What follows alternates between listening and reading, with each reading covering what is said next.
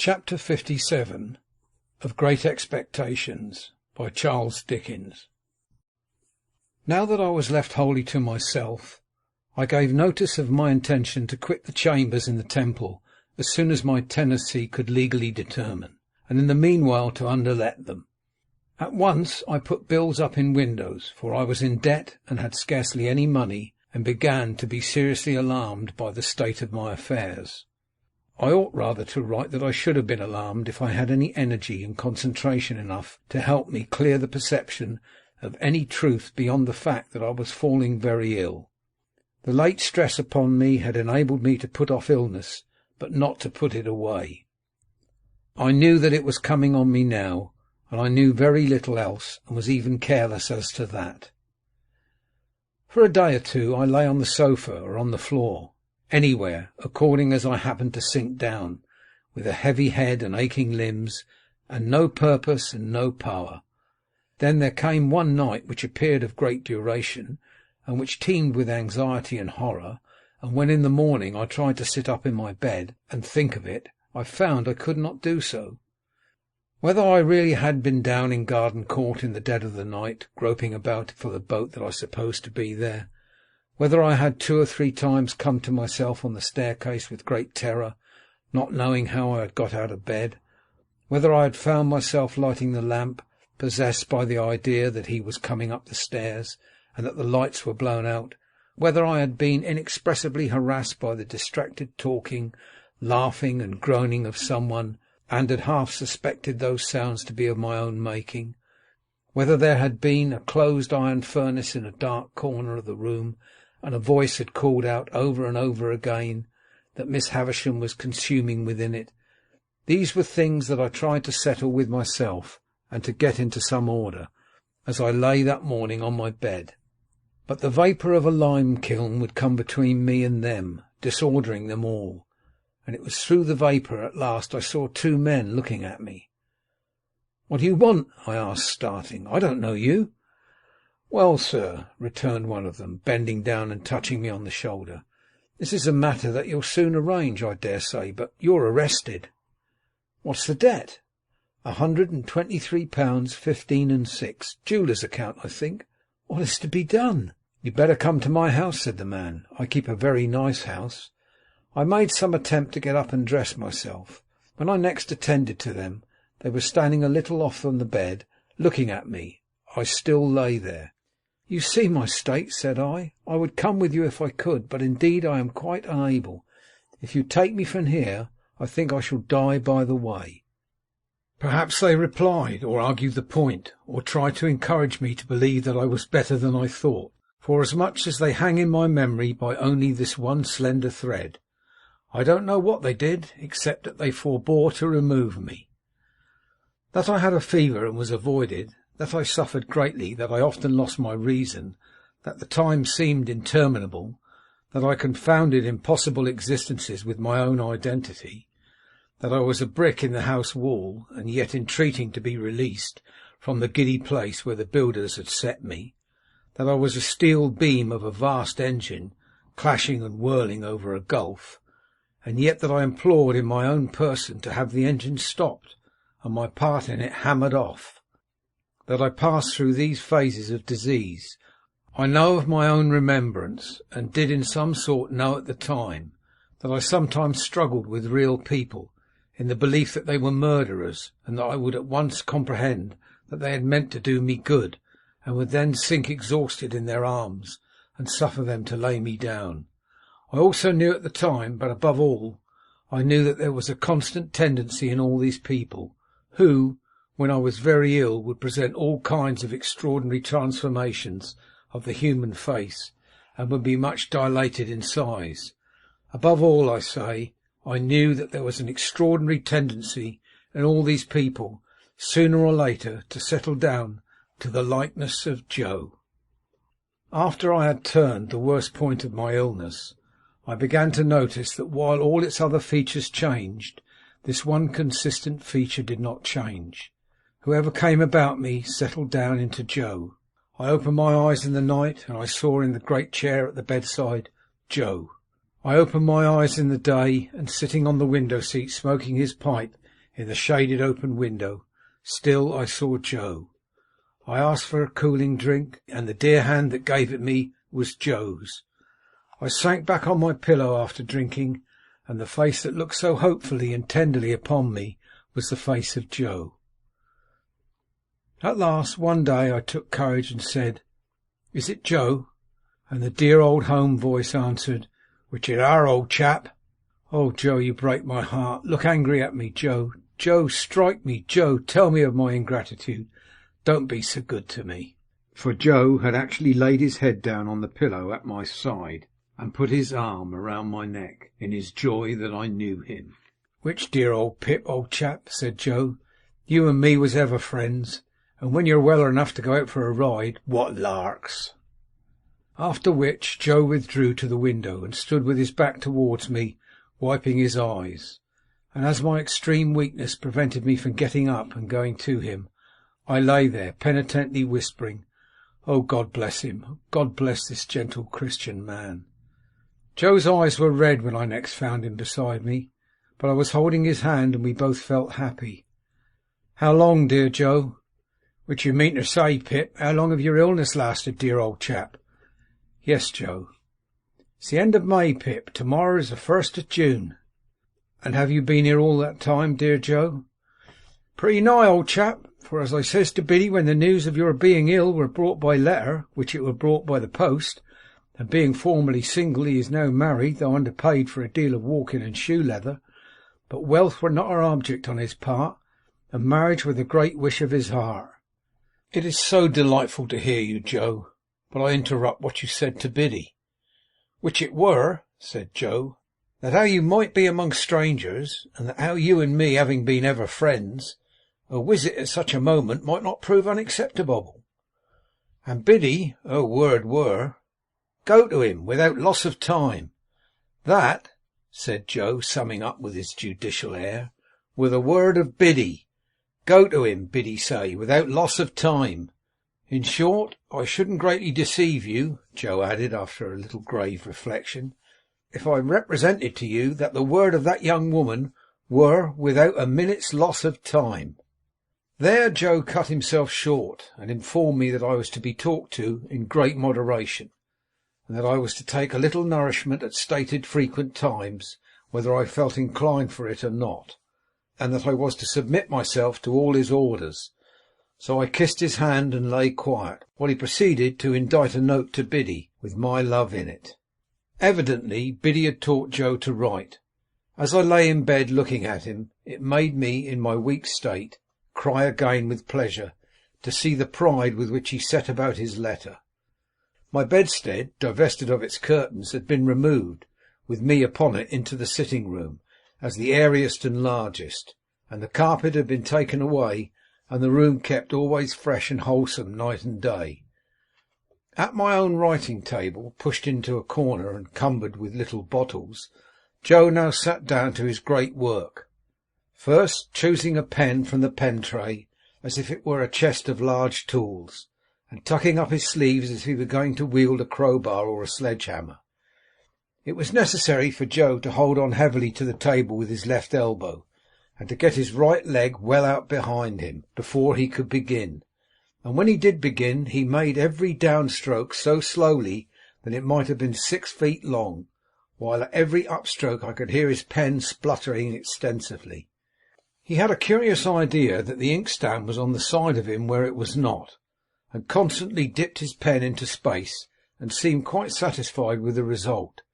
Occasionally he was tripped up by some orthographical stumbling block, but on the whole he got on very well indeed, and when he had signed his name, and had removed a finishing block from the paper to the crown of his head with his 2 forefingers, he got up and hovered about the table, trying the effect of his performance from various points of view as it lay there, with unbounded satisfaction. Not to make Joe uneasy by talking too much, even if I had been able to talk too much, I deferred asking him about Miss Havisham until the next day. He shook his head when I then asked him if she had recovered. "Is she dead, Joe?" "Why, don't you see, old chap," said Joe, in a tone of remonstrance, and by way of getting at it by degrees, "I wouldn't go so far as to say that, for it's a deal to say, but she ain't." "Living, Joe." "That's nigher where it is," said Joe. "She ain't living." "Did she linger long, Joe?" "After you was took ill, pretty much about what you might call, if you was to put to it, a week," said Joe, still determined on my account to come at everything by degrees. "Dear Joe, have you heard what become of her property?"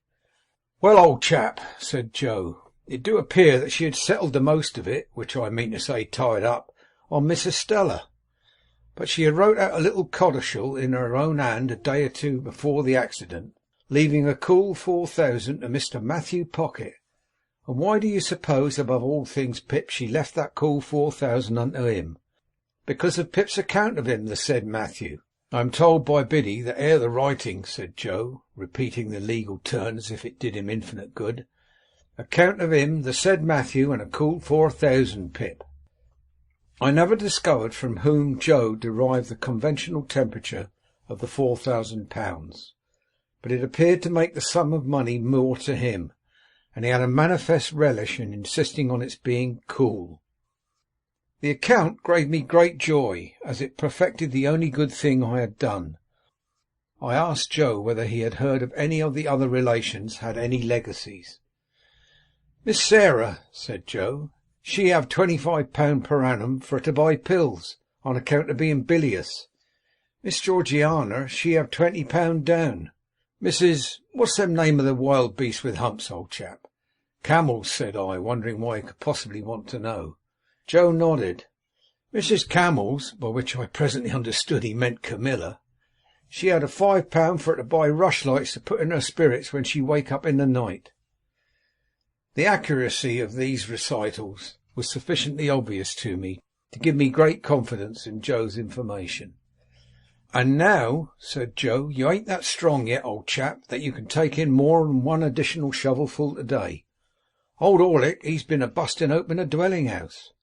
"Whose?" said I. "Not, I grant you, but what his manners is given to blusterous," said Joe apologetically. "Still, an Englishman's house is his castle. Castles must not be busted 'cept when done in war time, and whatsoever the failings on his part, he were a common seedsman in his heart." "Is it Pumblechook's house that has been broken into, then?" "That it is, Pip," said Joe, "and they took his till, and they took his cash box, and they drinked his wine, and they partook of his wittles, and they slapped his face, and they pulled his nose, and they tied him up to his bedpost, and they give him a dozen, and they stuffed his mouth full of flour and annuals to prevent his crying out.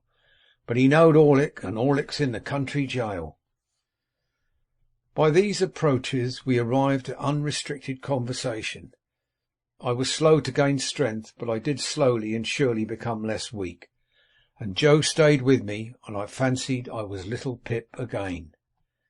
For the tenderness of Joe was so beautifully proportioned to my need, that I was like a child in his hands. He would sit and talk to me in the old confidence, and with the old simplicity, and in the old unassertive protecting way, so that I would half believe that all my life since the days of the old kitchen was one of the mental troubles of the fever that was gone. He did everything for me except the household work, for which he had engaged a very decent woman, after paying off the launderess on his first arrival.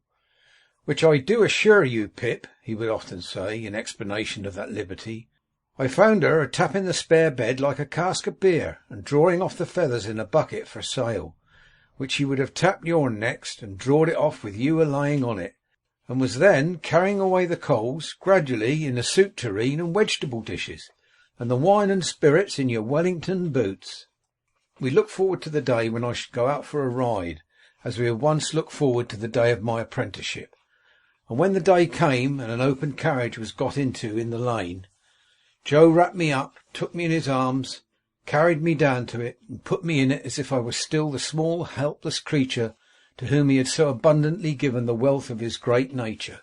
And Joe got in beside me, and we drove away together into the country, where the rich summer growth was already on the trees and on the grass, and the sweet summer scents filled the air.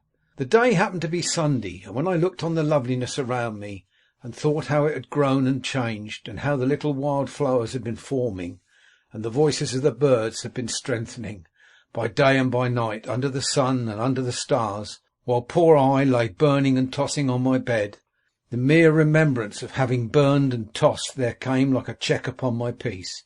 But when I heard the Sunday bells, and looked around a little more upon the outspread beauty, I felt that I was not nearly thankful enough, that I was too weak to be even that. I laid my head on Joe's shoulder, as I had laid it long ago when he had taken me to the fair, or where not, and it was too much for my young senses. More composure came to me after a while, and we talked as we used to talk, lying on the grass at the old Battery.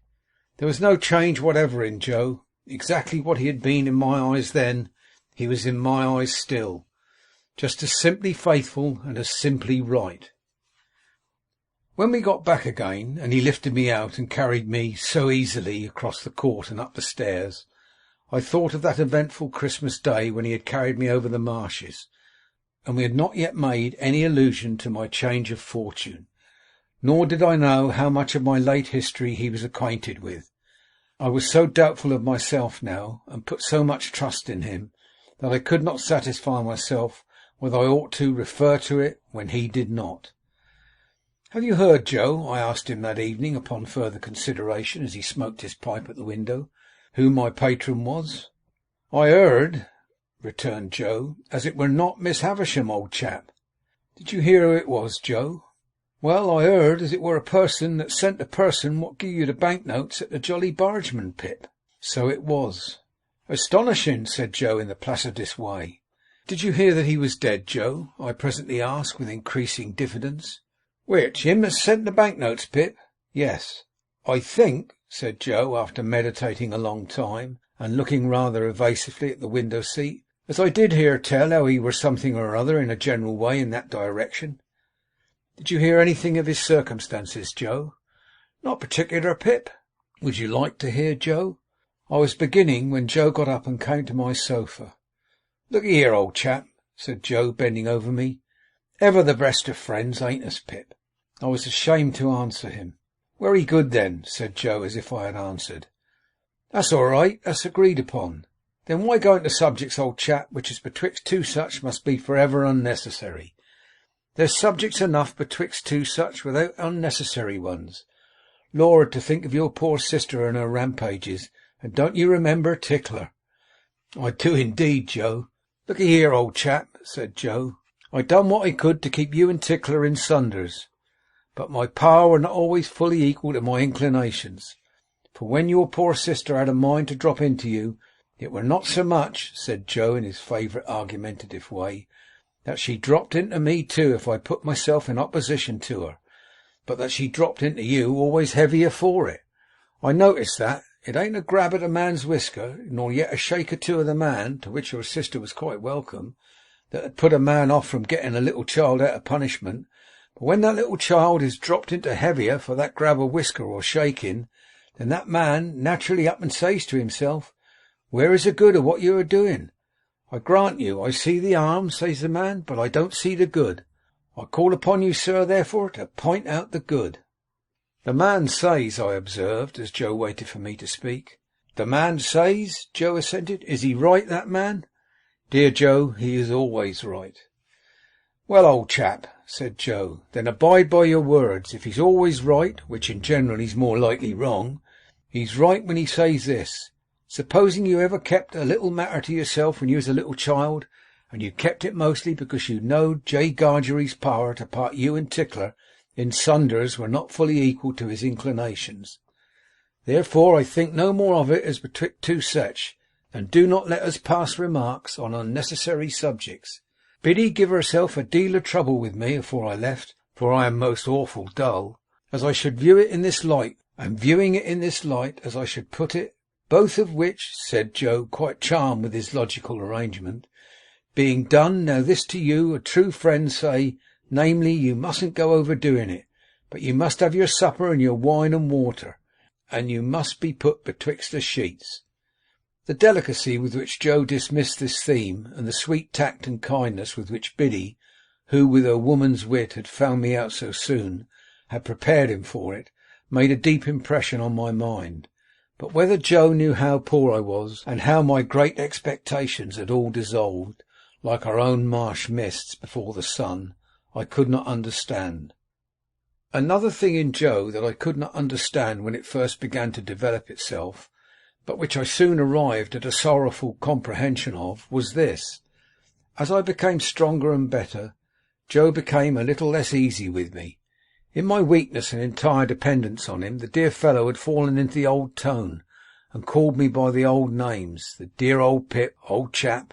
Now that were music to my ears. I too had fallen into the old ways, only happy and thankful that he let me. But imperceptibly, though I held them fast, Joe's hold upon them began to slacken, and whereas I wondered at this at first, I soon began to understand the cause of it was in me, and the fault of it was all mine. Ah, had I given Joe no reason to doubt my constancy, and to think that in prosperity I should grow cold to him and cast him off? Had I given Joe's innocent heart no cause to feel instinctively that as I got stronger, his hold upon me would be weaker, and that he had better loosen it in time and let me go before I plucked myself away? It was on the third or fourth occasion of my going out walking in the Temple Gardens, leaning on Joe's arm, that I saw this change in him very plainly. We had been sitting in the bright warm sunlight looking at the river, and I chanced to say as we got up, "See, Joe, I can walk quite strongly. Now you shall see me walk back by myself." "Which do not overdo it, Pip," said Joe, "but I shall be happy for to see you able, sir." The last word grated on me, but how could I remonstrate? I walked no further than the gate of the gardens, and then pretended to be weaker than I was, and asked Joe for his arm. Joe gave it me, but was thoughtful. I, for my part, was thoughtful too, for how best to check this growing change in Joe was a great perplexity to my remorseful thoughts. That I was ashamed to tell him exactly how I was placed, and what I had come down to, I do not seek to conceal, but I hope my reluctance was not quite an unworthy one. He would want to help me out of his little savings, I knew, and I knew that he ought not to help me, and that I must not suffer him to do it. It was a thoughtful evening with both of us, but before I went to bed I had resolved that I would wait over tomorrow being Sunday, and would begin my new course within the new week. On Monday morning I would speak to Joe about this change. I would lay aside this last vestige of reserve. I would tell him what I had in my thoughts, that secondly not arrived at, and why I had not decided to go out to Herbert, and then the change would be conquered for ever. As I cleared, Joe cleared, and it seemed as though he had sympathetically arrived at a resolution too.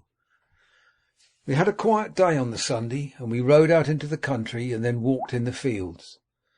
"I feel thankful that I have been ill, Joe," I said.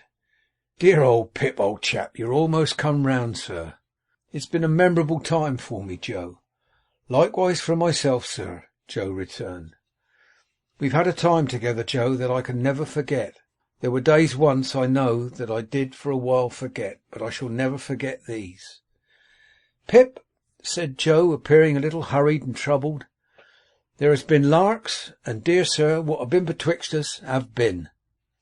At night, when I had gone to bed, Joe came into my room as he had done all through my recovery. He asked me if I felt sure that I was as well as in the morning. "Yes, dear Joe, quite." "And are always getting stronger, old chap?" "Yes, dear Joe, steadily."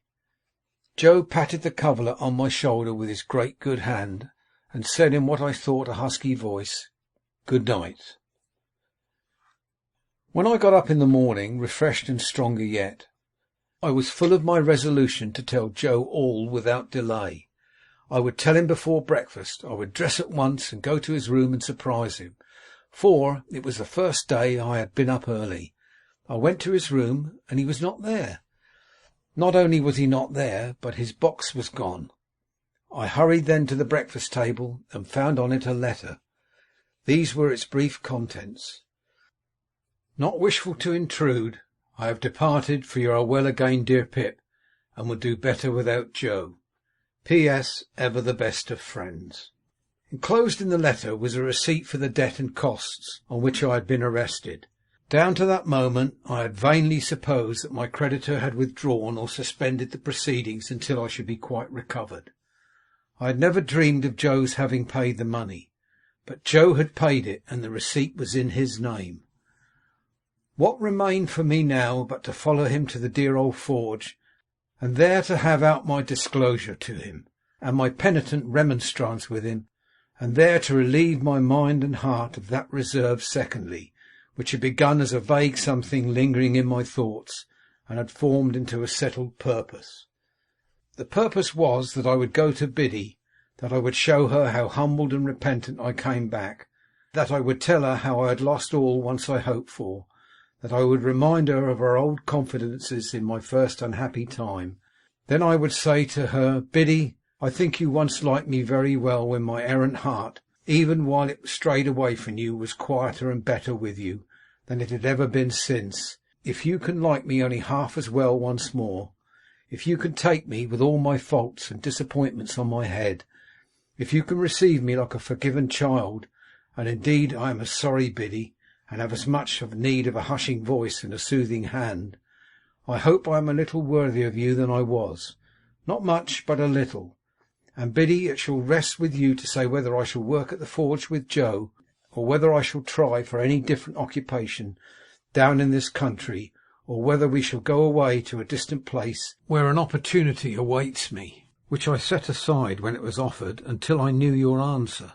And now, dear Biddy, if you can tell me that you will go through the world with me, then you will surely make it a better world for me, and make me a better man for it. I will try hard to make it a better world for you. Such was my purpose. After 3 days more of recovery, I went down to the old place to put it in execution, and how I sped in it is all I have left to tell. End of chapter 57.